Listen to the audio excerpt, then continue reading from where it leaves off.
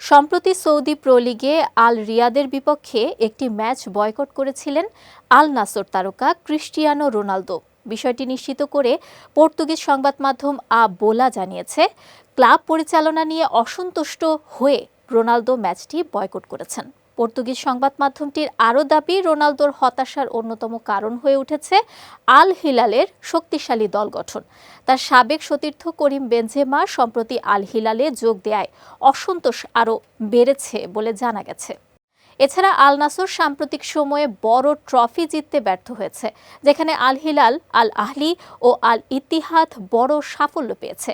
Saudi আরব সাম্প্রতিক বছরগুলোতে football সহ বিভিন্ন খেলায় বিপুল বিনিয়োগ করেছে। তবে নতুন নীতিমালার কারণে ক্লাবগুলো এখন তুলনামূলক সংযত ব্যয়ের পথে হাঁটছে। আর এ পরিবর্তনই আল নাসরের দল গঠনের গতি কমিয়ে দিয়েছে, যা পর্তুগিজ তারকার অসন্তোষের অন্যতম কারণ হতে পারে। তবে এ বিষয়ে প্রকাশ্যে এখনও কোনো মন্তব্য করেননি 40 বছর বয়সী রোনালদো। কিন্তু পরিস্থিতি যেভাবে এগোচ্ছে তাতে তার ভবিষ্যৎ নিয়ে গুঞ্জন আরও জোরালো হবে বলে ধারণা করছেন ফুটবল বিশ্লেষকরা।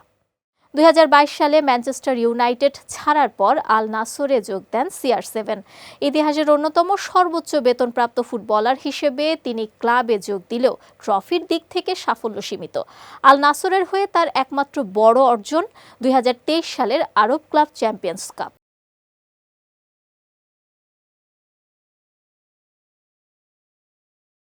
তবে আল নাসর তারকা ব্যক্তিগত অর্জনে ছিলেন দুর্দান্ত। 2022-23 মৌসুমে 14 গোল করার পরবর্তী 2 মৌসুমে হয়েছেন সর্বোচ্চ গোলদাতা। সর্বশেষ মৌসুমে করেছেন 25 গোল। সম্প্রতি তিনি ক্যারিয়ারের 961তম গোল করেছেন। 1000 গোলের মাইলফলক অর্জন থেকে মাত্র 39 গোল দূরে আছেন 5 বারের ব্যালন ডি'অর জয়ী এ তারকা।